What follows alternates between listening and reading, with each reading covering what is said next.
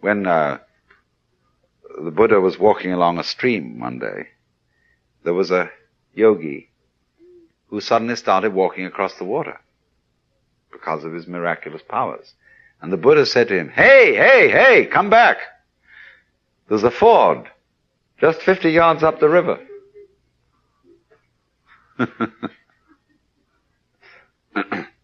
So in the same way, Jesus would not give signs of divine dominance to those who asked for them.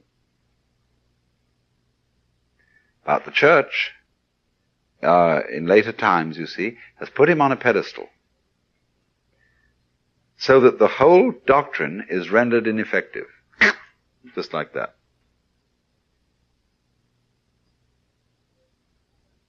And has tried and tried and tried and tried to insist that these commandments, you must love God, you must take no thought for the morrow, is tried equivocally at that to say, these are commandments. And you ought to feel terribly guilty because you don't love God with all your heart. You do take thought for the morrow. You don't really trust in God.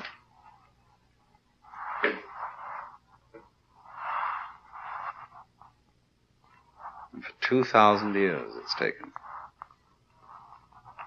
to realize that maybe Jesus had a sense of humor. It was ironical. Was trying to get his students, disciples, to realize they were just as much incarnations of God as he was. Because he said, when the Jews took up stones to stone him, this again in the Gospel of St. John, and he said, "Many good works I have shown you. For what do you stone me?" And they said, "We don't stone you for a good work, but for blasphemy. Because you, being a man, make yourself God." And he replied, "Is it not written in your law, quote, I have said you are gods?" And he's quoting the 83rd Psalm, where it says, "You are gods and the children of the Most High, but you shall die like men." So he said, if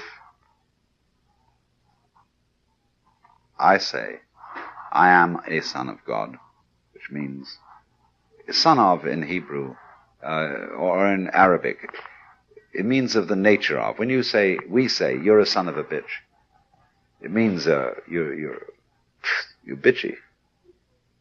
So when they say Ebony Kelb, which means son of a dog, Ebony El Homa, son of a donkey, or son of Belial, they mean of the nature of. So son of God means like son of a bitch, only the opposite way. You're divine. It has nothing to do with paternity. It's simply an expression. So when he said, if I say I am a son of God, and in the King James translation it's all loused up by calling I am the son of God, which is not in the original Greek. He says simply, I am a son of God, so are you.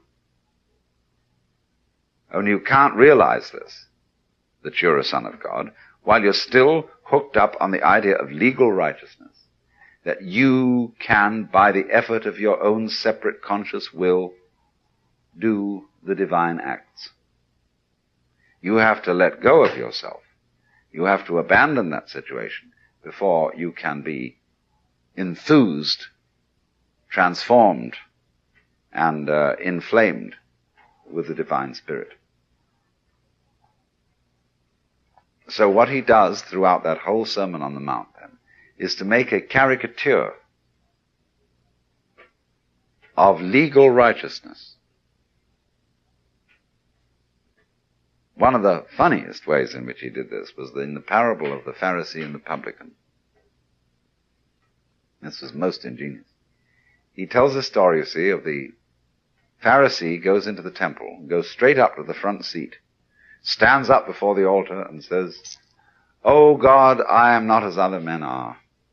I have paid my tithes regularly. I have fulfilled this obligation. I have fulfilled that obligation." And that's I'm feeling very good about it.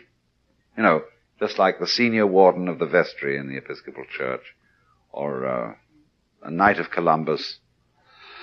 And then he says this publican, who's a disreputable character, creeps into the back of the synagogue, beats himself on the breast and says, God be merciful to me, a sinner. I tell you that that man went down to his house justified rather than the Pharisee. Now what happens? Everybody tries to imitate the publican.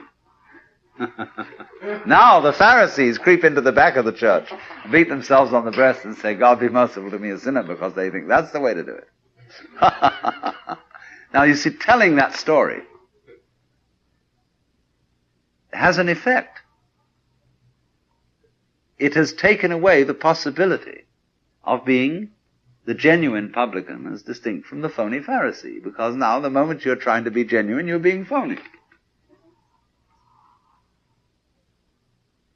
And I don't know, I've never seen anybody except, I think, Grodek, whose writing on this showed me the idea, who saw through what a subtle teacher Jesus was. But you have to read between the lines. You have to get the humor of it. You have to get all the plays that are going on in this. Because he's fully aware of the effect that his stories have on his audience. Well, they didn't know what to do with it. They just had to get rid of it. First of all, the problem of the death of God theology. And secondly, the problem of whether the Jewish and Christian traditions can be in some way revived.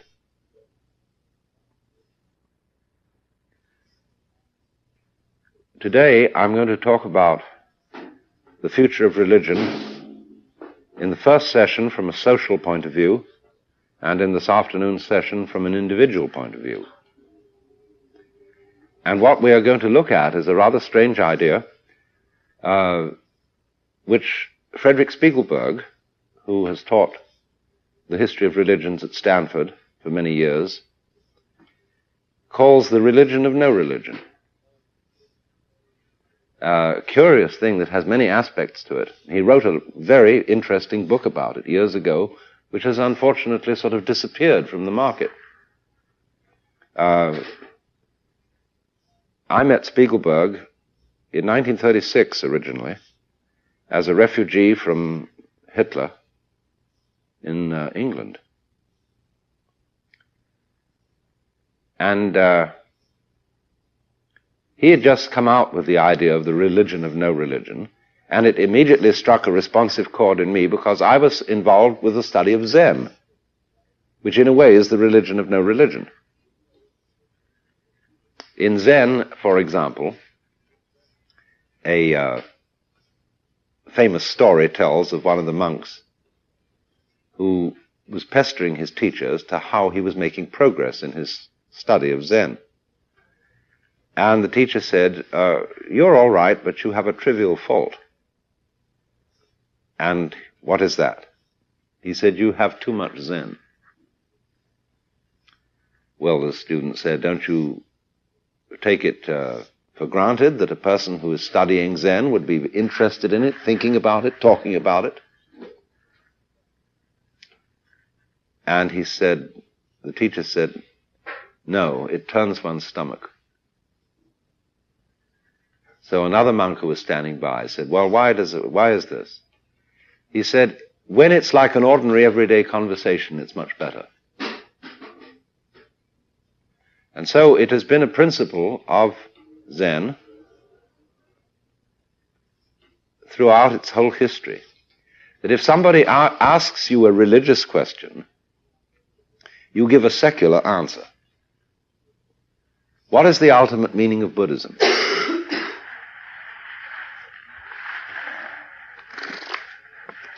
There's enough breeze in this fan to keep me cool. Or if somebody says, why do you have a fan? The answer is, see, that's a secular question. So the answer is, this fan will ascend to the 15th heaven and hit the nose of the presiding deity. The answer is sacred.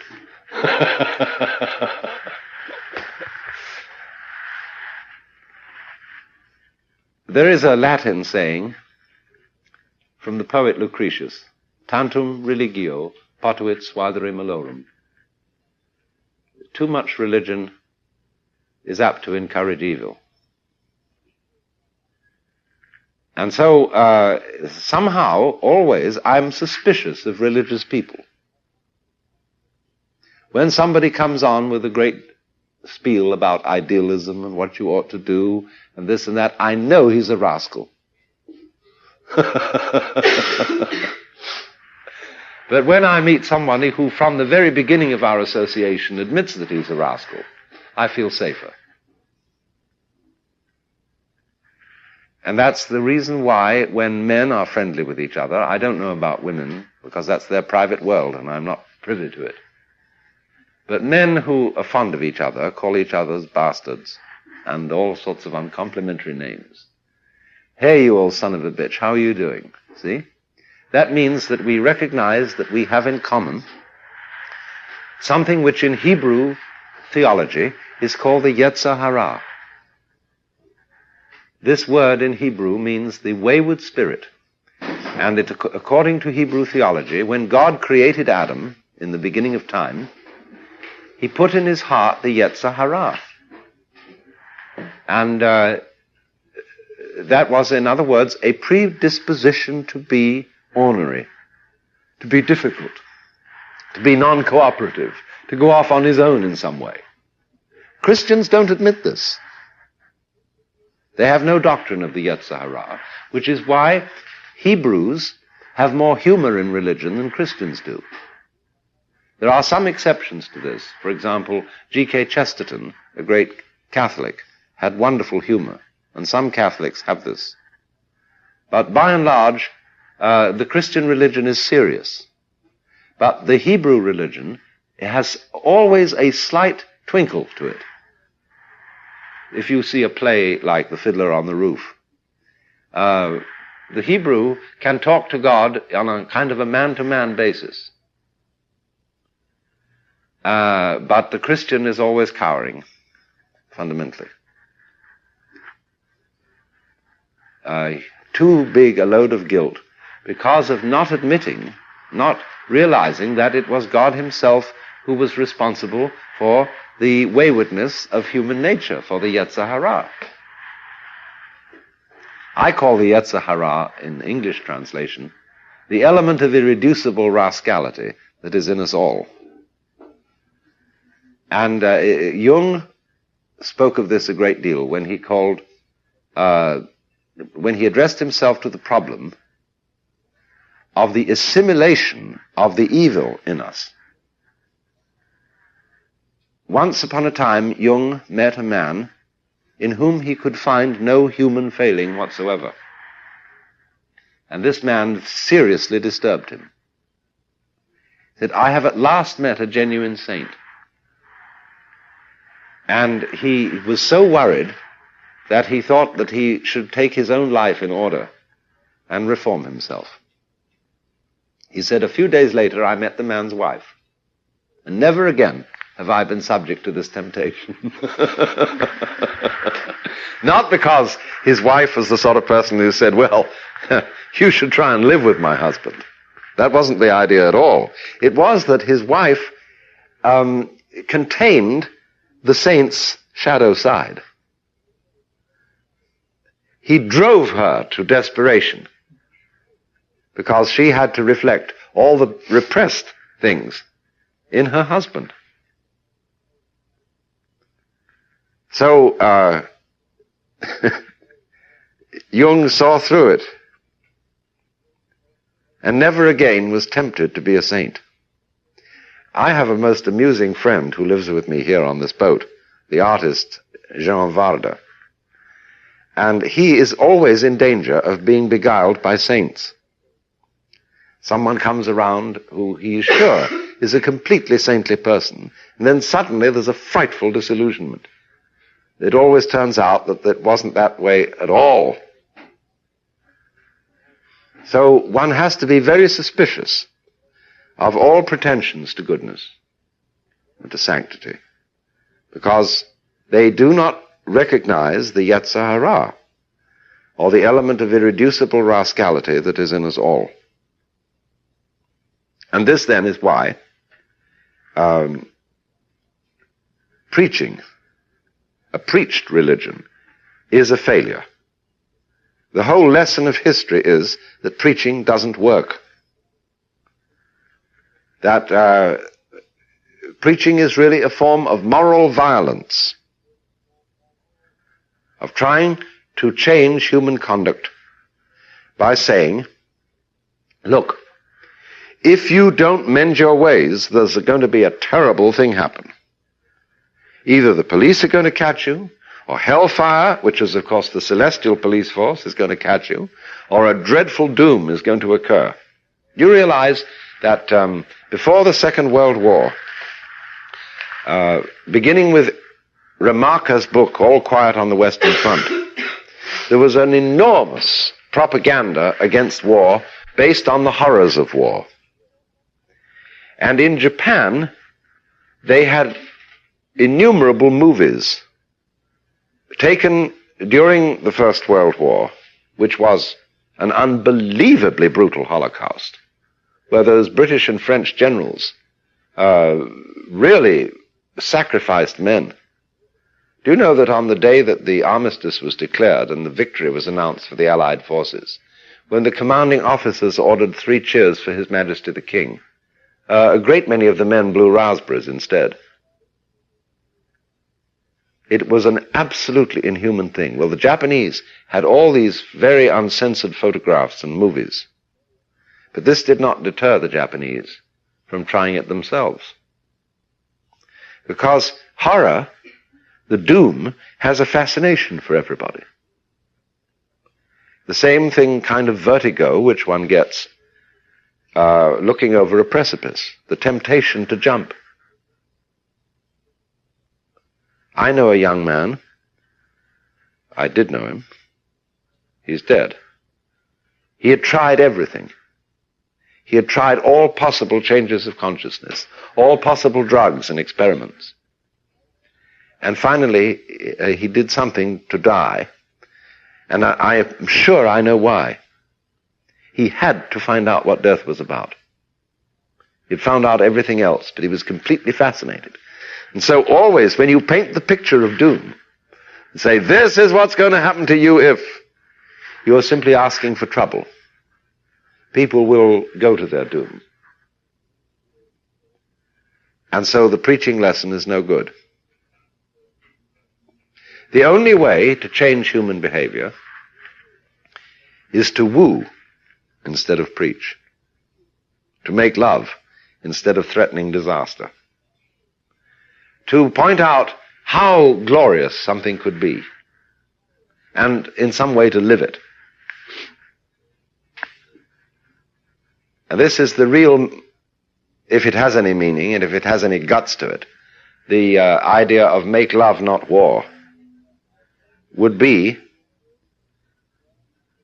to live here and now, starting today, a magnificent life. And you don't need a great deal of money to do it. You need more imagination than money. I know innumerable people who've got lots and lots of money and who are absolutely miserable because they have no imagination. And they are full of fears because of their wealth. They always think someone's going to take it away, and instead of now, will I starve, will I get sick? Because there's no protection against that. Who knows when anything strikes, when any accident strikes? We have no real defense against that. So, from a social point of view, the important thing in religion is no longer preaching the possibility of doom, because nobody is threatened by doom. Doom doesn't deter anyone, because we know we're all doomed anyway. Why rub it in? We're all going to die. And of course the Christians and the Islamic peoples, and to some extent the Hindus and Buddhists, try to rub it in and say, you think death is the bad thing. Here, you just wait till when you're dead, because we've got eons of time in which you can be tortured in our very special hells. Stop and consider that. Well, everybody read about it. It's just like people think about the atom bomb.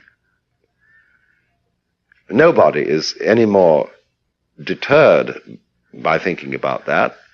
We're so used to it. And at the same time, it's inconceivable. There's nothing anyone can do about it. There's no way of defending San Francisco against an atomic attack.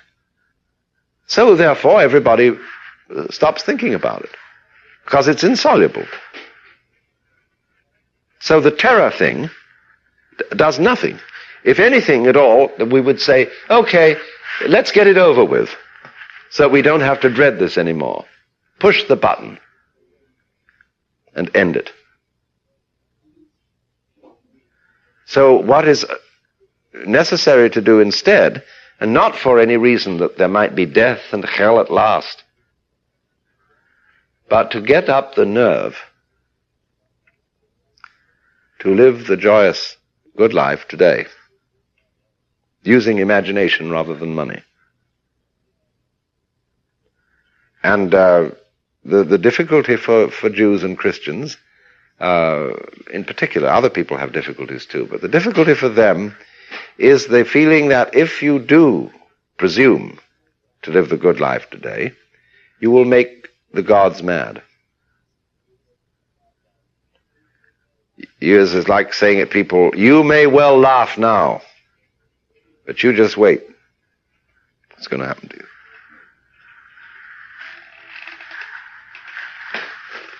So then, we have, you see, an enormous terror of pleasure,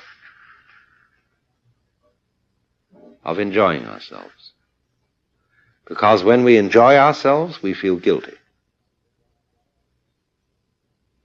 We know, if you eat a good dinner, there's an obscure feeling that somebody somewhere is not having a good dinner. Therefore, what right have you to enjoy your dinner when there's somebody going hungry? Well, what are you going to do about that?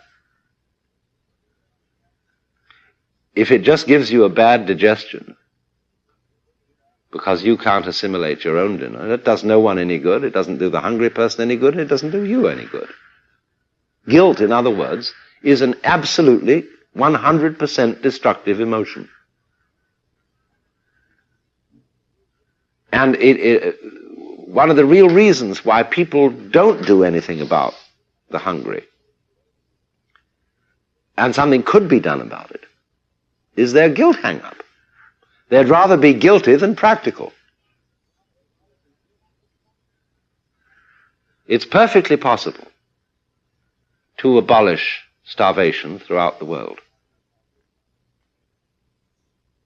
If people would spend as much energy doing that as they would do motivated by groundless fears, getting together to cooperate to defend themselves against the unspeakable threat of yellow communism or something like that. It's to me absolutely unbelievable, the wealth that is wasted and poured into projects of violence when any practical person would have seen that for half the cost you could have everybody in Asia, all the millions of Chinese, Vietnamese, Hindus, living a nice, prosperous life for half the cost of what it is taking to defend ourselves against the alleged menace. But it is curious, you see, that people will be united for reasons of terror, and not for reasons of love. And yet, the union, the associations they form, to defend themselves against an alleged terror are in the end always and invariably destructive. They solve nothing and build up massive historical hatreds. So,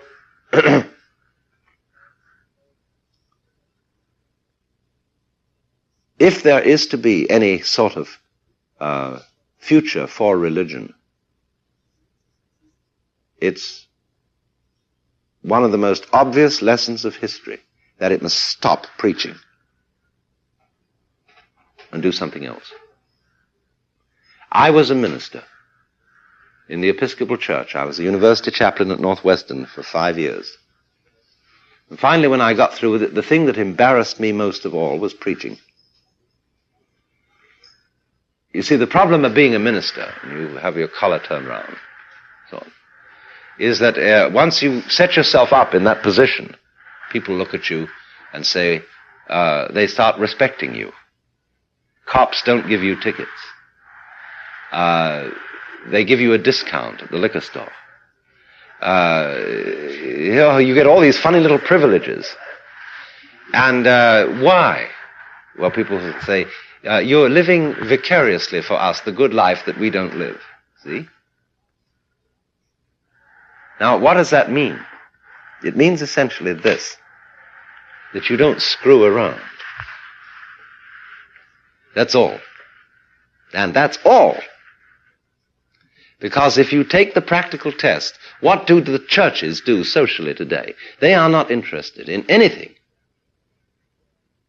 They're not interested in mysticism. They're not interested in God. They're not interested in abolishing poverty. A few of them are. The Quakers, a few people get mad about war and really try to do something. But by and large, all that churches are doing is they are family and sexual regulation societies. And the truth of the matter is the test. For what can a preacher get kicked out? For owning shares in an armaments corporation, General Dynamics? Not on your life. You can live, as I say, quoting the litany of the Church of England, in a state of envy, hatred, malice, and all uncharitableness, hardness of heart and contempt of God's word and commandment, and be a bishop in good standing. But the minute you sleep with your secretary, you're out. That's the test.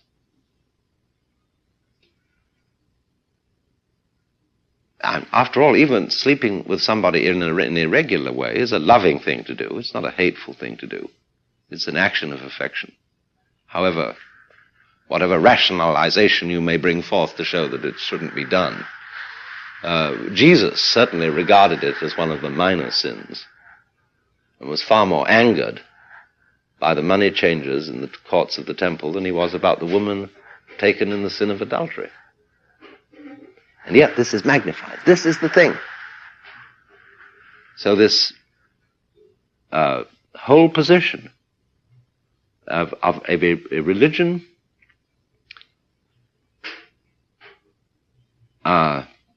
geared to repression, essentially what it is. Freud was right, but Freud didn't have the courage of his convictions. This is why Norman Brown's book, Life Against Death, is such a marvelous piece of work. Because here you get a very sophisticated classical scholar putting forward the preposterous notion that repression is a bad thing. And he's advocating it with all the historical knowledge and literary expertise of a professor of his standing. It's very funny indeed. But insofar then as our religion has been repressive, it has one thing to be said for it. And the moment you understand this, the bubble is broken. The one thing that can be said for repression is the tighter the squeeze, the stronger the jet.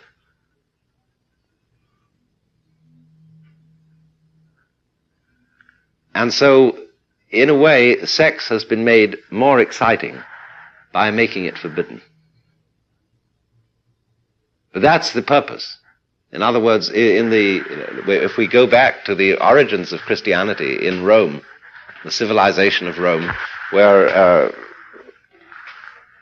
depending on your social level, you had different kinds of sex life. If you were rich enough to attend the baths, you could have anything you wanted. Plenty of it. If you weren't rich enough to go to the baths, you had the circus. And in the circus, you could be entertained with any kind of sadism, masochism, weird bestialities and goings-on. Finally, everybody got sexually flaccid. And therefore, the revolution of Christianity, to stop all this with eventually a disgust for sex, was a biological process. However rationalized theologically, it was a biological process to restore sexual interest by making it forbidden. Only they didn't know it. But once you see that, you see, you can see what Christianity did, what its function was, but also you can see that it went too far. Instead of simply recreating interest in sex by making it forbidden, it warped all sorts of people's lives because they didn't have any sexual delight without guilt at all, and it created what is called leather sex, which is a sadomasochistic women in black boots and all that kind of thing. And that's, again, where love,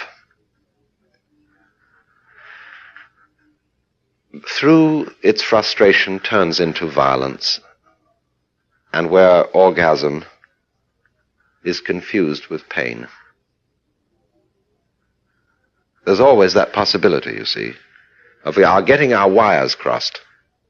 For example, many people who've got their wires crossed in their heads, when they see something that excites sexual excitement, they feel the emotion or the sensation of disgust, because they can't distinguish the nauseating feeling of I want to vomit. They can't clearly distinguish that from the orgiastic feeling of I want to convulse. They've got their wires crossed. So they feel disgust when they should be feeling lust. That's what we call being mixed up.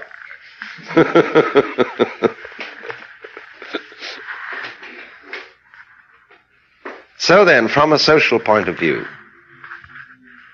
it seems to me obvious that a social community must have a religion.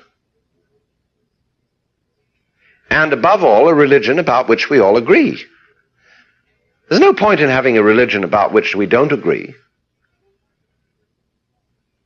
I mean, you know, you have the Baptist Church, the Episcopal Church, the Roman Catholic Church, the synagogue, Jehovah's Witnesses, and all these people fighting with each other and playing their various one-upmanship games with each other, and the vast majority of the public who couldn't care less, don't go anyway. So there is no religion today. We've got all these survivals from the past, and they fight with each other. To belong to a religion today is, to my mind, not intellectually respectable. Because all you do when you join a church, you become a divisive force. This is where Krishnamurti is so clear and marvelous in his discussion of this problem. He shows again and again, he asks people, you want to believe in a God. You want to believe in a life beyond death. Why? Why really do you want to believe this? And he drums it in and drums it in. He says the reason is you want to protect yourself. And so long as you're trying to protect yourself, you have put up a shell between you and everything you define as not being you. And for this reason, then, all your beliefs are simply sources of strife and disharmony. And then he puts himself in a very odd position. Because you can't be a disciple of Krishnamurti. You can't join anything. He has no organization. And so he's surrounded with non-disciples.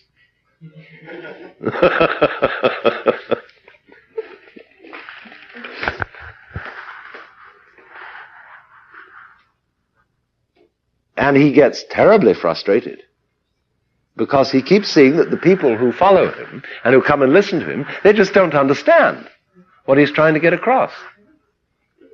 The smart people would leave, you know. They would get the word and disappear. How fast can you get out? But they think that there's still some special secret he's got up his sleeve, and if they hang around long enough, they'll get it. But they won't. He's said everything right from the start. So, then we cannot, or much as there is need for a religion in society, a religion which believes in something won't work. Because the moment you put out a belief, people start to argue. The moment you lay down a law, people start to argue. Should it be this way? Should it be that way? And then there's this group that says, we think it should be this, that you should eat meat. And the other group says, no, you shouldn't eat meat. And so they start yammering at each other. So there is a possibility then that there could be an entirely different basis of religion. Let's think of some things that we agree about and don't argue about. There's a pretty close agreement among people living in the United States of whatever racial origin to speak the English language. Because no one enforces it. People don't go around saying, you will be damned forever if you split an infinitive. Or if you use the word baluka instead of cup. Nobody fights about that. Therefore, more or less everybody agrees to talk English. It's convenient. Another thing that we don't fight much about is music. There are indeed some parties in music. There are people, the classical people, there are the rock people, there are the jazz people, there are the barbershop quartet people. But there's a pretty easy tolerance about this. We don't really take people to law and get the cops after them because they differ in musical tastes from us. Say, oh, well, there's plenty of room. Now, music is something, therefore, about which people can unite with no argument. What is there to argue about? You just get with it and you swing. So then, this indicates to me that the only possibly harmonious religion for mankind could be one which has in it no ideology. It would have no doctrines. So there would be nothing to argue about. In the principle of Zen is always, of course, instead of theorizing about what is the nature of the universe, to point directly. And say, if you want to understand, see into it directly. In other words, here I am talking. Anyway, look into the nature of life without thinking. And see for yourself that when you don't think, you don't make any division between yourself and the rest of the world.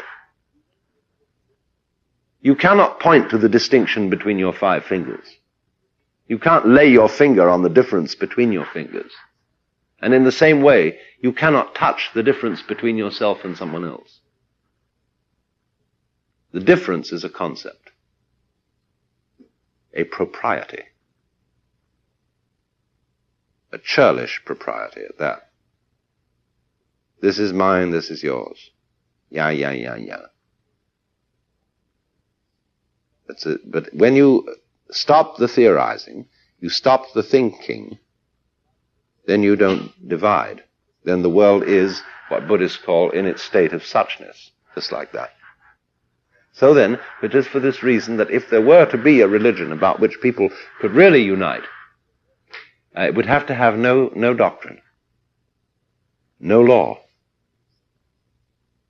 that is put in words. But people could unite around what we might at the moment call a nonsense religion. I call it hum, H-U-M, which is the religion that is starting, has no hierarchy. Nobody's in charge. There are no officers, no organization. It has no doctrine. It doesn't say any words that mean anything. It has only music and ritual. Because people like to get together and dance. According to the Hindus, the whole universe is the dance of the Godhead. So join in, get with it. And so this is what we need in American life in particular.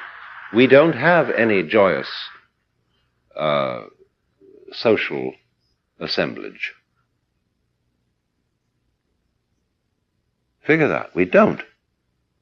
You may occasionally go to a night spot at a price to dance on a small, little tiny floor, and this is really not much fun. There is no dancing in the streets. Why, it would be considered somehow subversive. There is no pageantry except occasional military pageantry on the 4th of July.